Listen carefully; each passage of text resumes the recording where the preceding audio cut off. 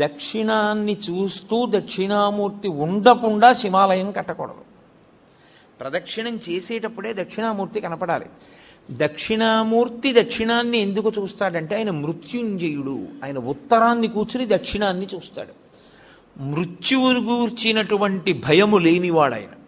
ఆయన పాదములు పట్టుకుంటే మృత్యుభీతి పోతుంది, భయం పోతుంది. అందుకే దక్షిణామూర్తి స్వరూపం అసలు సమస్త ఐశ్వర్యము దగ్గర నుండి, చదువుల దగ్గర నుండి, మోక్షము వరకు దక్షిణామూర్తి ఇవ్వలేనటువంటిది లోకమునందు లేనే లేదు.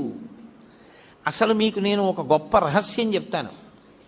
ధ్యానం చెయ్యడానికి అత్యంత యోగ్యమైనటువంటి స్వరూపం ఏదో తెలుసా? చాలా గొప్ప స్వరూపం దక్షిణామూర్తి స్వరూపం. నేను హైదరాబాద్లో ఉపన్యాసాలు చెప్పేటప్పుడు ఉదయం వేళ దక్షిణామూర్తిని ఎలా ధ్యానం చెయ్యాలి అన్నది దాదాపు 10 రోజులు ఎంతో ప్రతిరోజు తరగతులు నిర్వహించాను.